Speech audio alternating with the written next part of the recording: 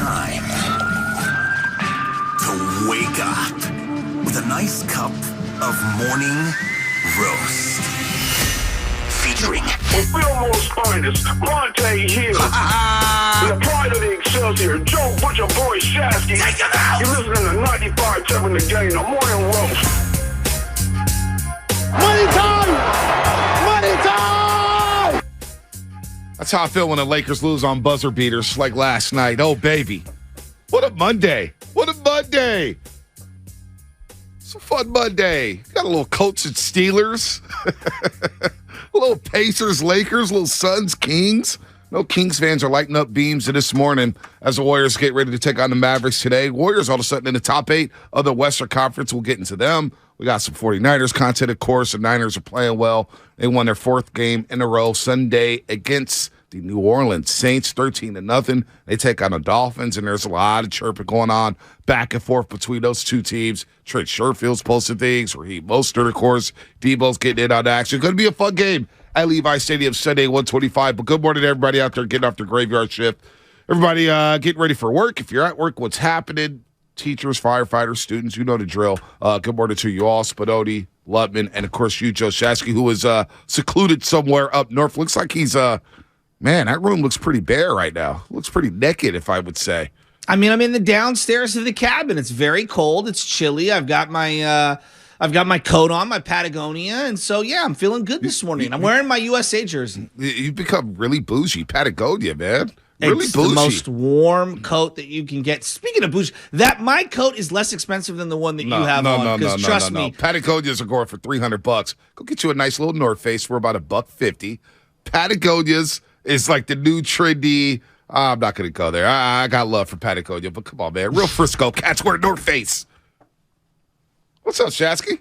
I'm good. I didn't know I was going to be attacked at 6:07 in the morning. I'm not getting attacked. I'm just teasing, man. The Colts did nothing for me. I cannot watch the Steelers and the Colts ever again. I'm being real with you. You know I love you, and I know you have a sickness, and I'm sure you probably watched a lot of that game. I couldn't turn that thing off any faster. I cannot watch Kenny Pickett go 1 yard at a time down the field. Yeah, I was watching for fantasy purposes, and I was going against Najee Harris. And at halftime, I was up 2 points. Oh. And I was like, great, this is going to be a loss. Najee's going to get 20 yards in the second half. And they announced that Najee wasn't coming back due to injury. I was like, this may be my year of fantasy football. This just may be my year, as I have 3 teams rolling right now. The other team still has an outside shot in D. Wright's league, but only 4 teams make the playoffs. So right now I'm a half game out of that one. But no, that game was just kind of background noise. That's all it was. I've been on, Shasky, as we start, we're going to get into sports.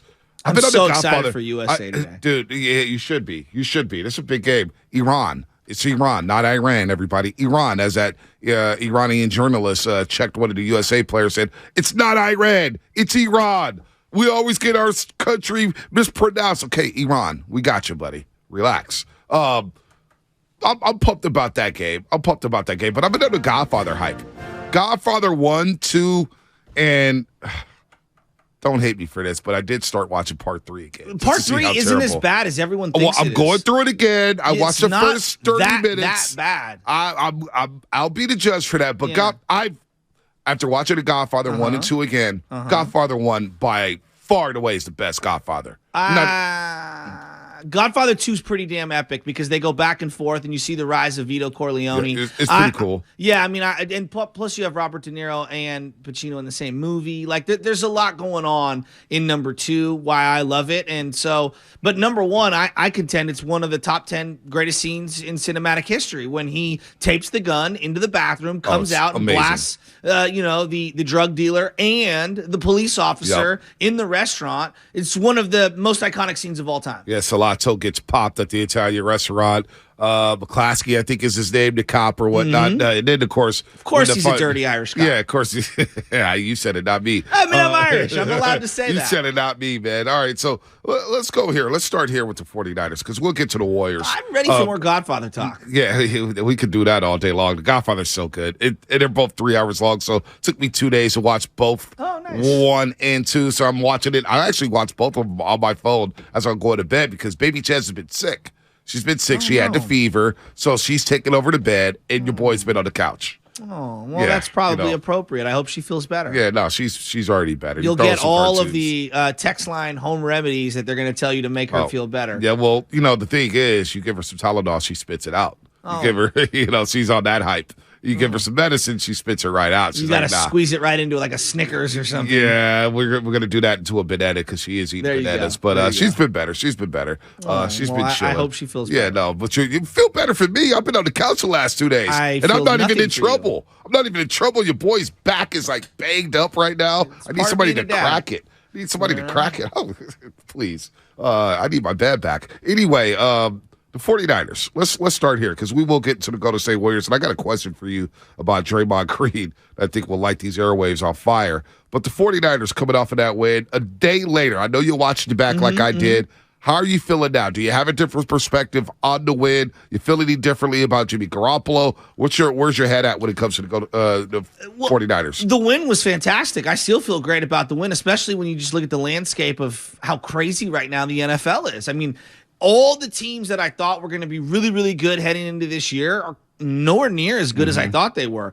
Packers, Tampa Bay Bucks. Like before the season started, I think those were the two teams, as well as the defending champion LA Rams. I said, well, that's the cream of the crop in the NFC. And that's who the 49ers are going to have to, at some point, go through. That cannot be farther from the truth. I mean, Bonte, this morning, I've never felt, worse about the Tampa Bay Bucks, and I respect their defense, but they're broken. Something's not right with them. Green Bay, they're probably mathematically eliminated. I believe they're 5.5 back from the Minnesota Vikings right now. They're done, right? The LA Rams, they're done. They have no shot whatsoever. So it feels like the league is upside down, and I feel great about where the Niners are at, given their road to get here. The only caveat is that, another group of injuries, and it's frustrating. Yeah, Elijah Mitchell, that's the big news yesterday, out 6 to 8 weeks with an MCL sprain. That stinks. So now we're going to have to see a lot more Jordan Mason. Maybe you see TDP, but Tevin Coleman is still lurking, so maybe you see some Tevin Coleman. And McCaffrey's a little banged up, so that stinks. Burford, what's going on with Spencer Burford? You're starting right guard. He's got an ankle injury. But I'm looking at Tampa Bay, and I'm looking at the Dolphins coming up here on Sunday. Terran Armstead, their star left tackle, out. He's going to be out this week. The next week, Tristan Wirfs, who a lot of people wanted in the first round of that 2020 NFL draft, or was it? 2020 NFL draft for the Tampa Bay Buccaneers. He's going to be out. He's going to be out for a while. So I'm looking at it saying, okay, the Niners had their injuries, but the two teams coming up here have their own issues when it comes to injuries as well. Raheem Mostert may not even play, even though he's tweeting and going to talking to reporters or whatnot.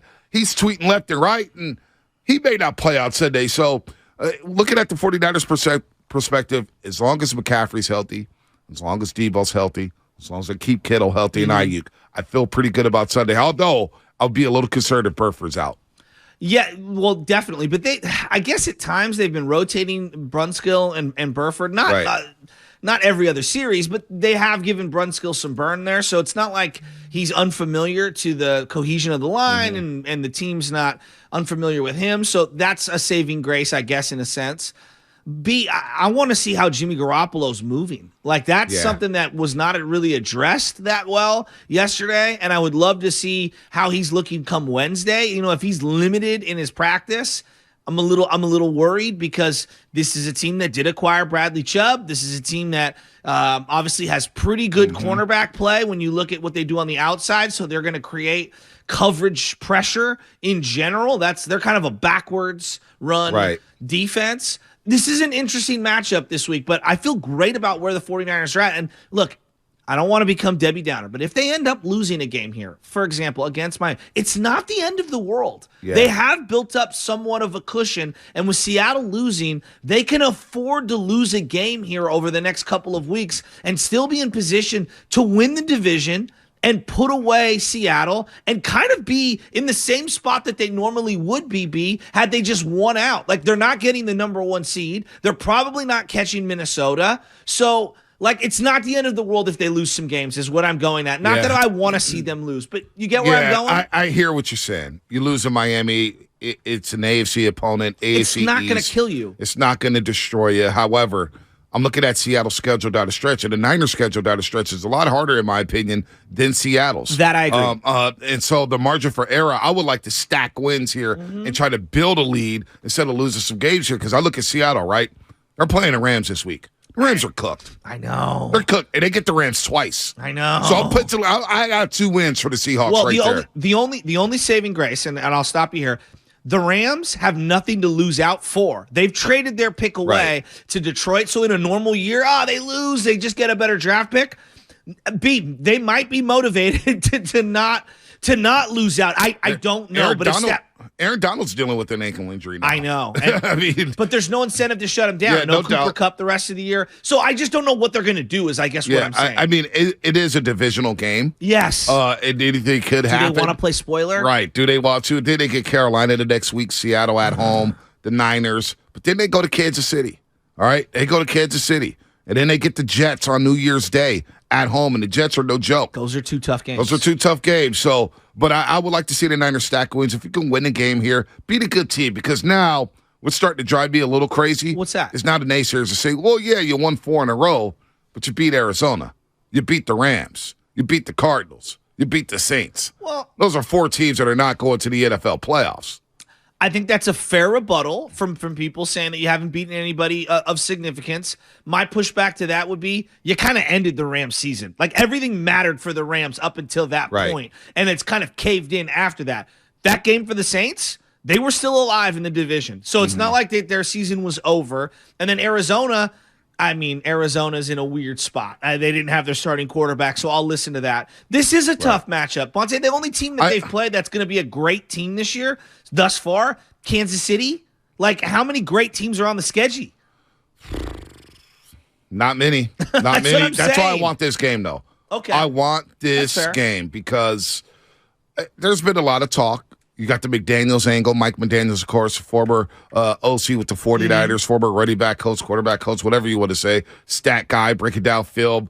I think Shanahan really wants this one because early in the season, boy, we were all talking about, let Mike McDaniels get away. Was he the brains of the operation? Was he the scientist? You know what I'm saying? Was he the brain? Was Shanahan peaking? You know what I mean? I want this game so damn bad because they've become quote-unquote 49ers South, and all those guys are chirping. They're a good football team. They have Tyreek Hill and Jalen Waddle. I want to see what happens when they get hit.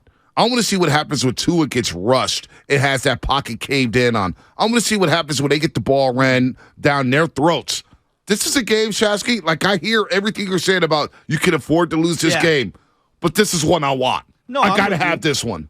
Well, and I want to beat this team. I mean, Tyreek Hill's a player that I can't stand. I mean, it's impossible if we're not to think about 3rd and 17. Is that what it was in the Super Bowl? Yep. So, like, forever when I see 3rd and 15. There you go, 3rd and 15. Whenever I see Tyreek Hill, I'm triggered. Like, it's like Joe Flacco. I see Joe Flacco on the sideline, I get triggered. There's certain players that do that to me. Eli Manning, even though I've learned to kind of love Eli Manning to a certain degree.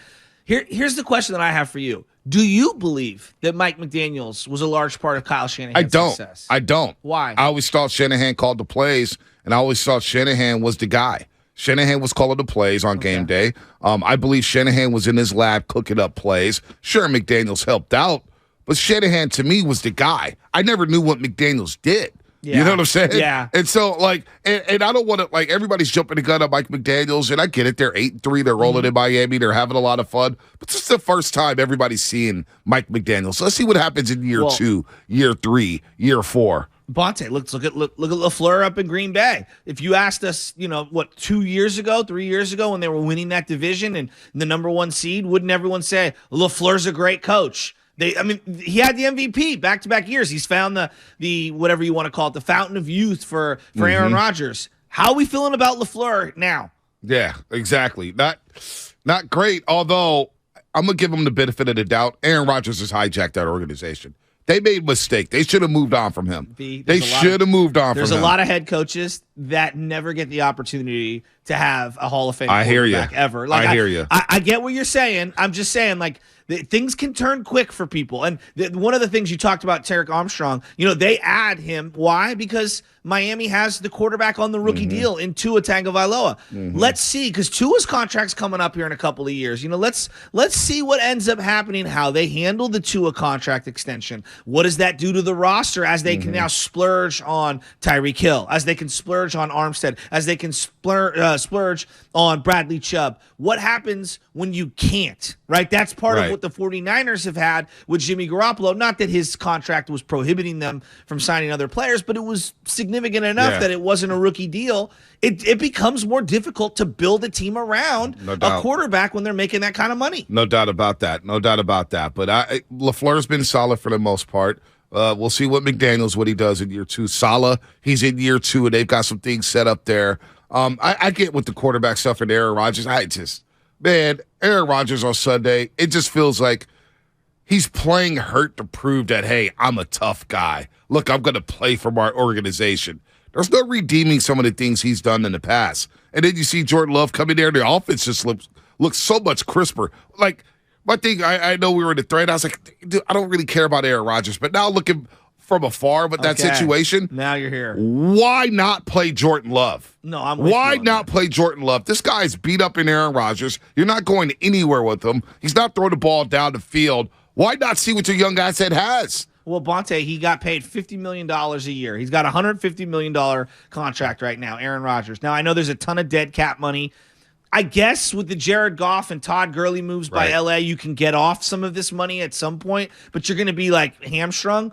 I'm kind of with you. Like, remember a couple years ago, and I'm not asking 49er fans this question this morning, but do you remember where we were a couple years ago? The Niners, could they, should they, would you want Aaron Rodgers? And I remember everybody was like, yeah, I would want Aaron Rodgers. And I'm not going to lie. It's a tantalizing proposition to want Aaron Rodgers, especially when he's an MVP and you see him playing the way he is. And wow, what would he look like with our weapons in our system? But B, I've been so over his diva act, and when I watched him quit on his team in that NFC Championship game at home in 2019, remember we did that postgame, and I told you I'm out on Aaron Rodgers from here on out. He's not a leader to me. He's an all-time talent. I'm not saying that he is Kyrie, because Kyrie's a lot of different things, but I get a lot of that bad teammate vibes like I got from Kyrie Irving at times. And I just don't I'm out on him as a person. I mean, just throwing teammates under the bus, throwing receivers under the bus, throwing guys under the bus, saying we're not on the same page, we need to simplify things. I'm over him. I want to see LaFleur without him. I want to see LaFleur groom Jordan Love and see what they can do with Jordan Love, because they got a weapon in Christian Watson, who we all wanted out here. He's a baller. He's a beast. He's a beast. He's going to be a stud. Alan Lazard on the other side is a number 2. I'm not mad at that. Hard. Yeah, A.J. Dillon runs real hard. And they got Jones. Let me give you a comp for Aaron Rodgers. I feel like he's going to enter the Kurt Schilling zone. Remember how Kurt Schilling was when he was a player? He was beloved. Hard-nosed. A lot of teammates were rubbed wrong by Kurt Schilling over the years. What he did to Mitch Williams in the World Series. Things caught up to him. And then when he took the jersey off, we started to realize, he's clinically insane. I mean, he's out there. I have a feeling that Aaron Rodgers, at least post-career, I think it's going to be a lot more difficult than he thinks it is. I think he's a look-at-me Louis. Yeah, no, I could see what you're saying there. I don't know what happened with him, but I could see that happening. We're going to break here in a second. 408 Xfinity Mobile text line. This game is going to gauge how good the 49ers are in his head, because he considers 408 that they haven't beat anybody good. I think this is a great barometer for the 49ers. This is a great barometer for the playoffs, because you're going to play teams with this type of talent on offense in the playoffs in Minnesota, Dallas. They got weapons galore. Even Tampa Bay. Say what you want about Tampa Bay. They still have weapons. Absolutely. Evans is hard to guard. Right. Godwin, they've got players. I'm not sleeping on them. And defensively, they still have linebackers that can hit. You know what I mean? Like, you can't sleep on that. I want to get into more of this Miami thing, because I do find it interesting. This is a team that I followed very closely. All right, we'll do that. Plus, we'll get into the Golden State Warriors. Have the Warriors start the quarter. And I got a question about Draymond Green. Because Draymond Green is playing some good basketball. And I would love to gauge the mindset of Warrior fans on Draymond Green and how they feel about him right now. Do they want another Draymond Green podcast? Is that what you're going to ask them? No, definitely. No, we haven't had any podcast yet, man. Maybe we should bring the Draymond Green podcast back. All right.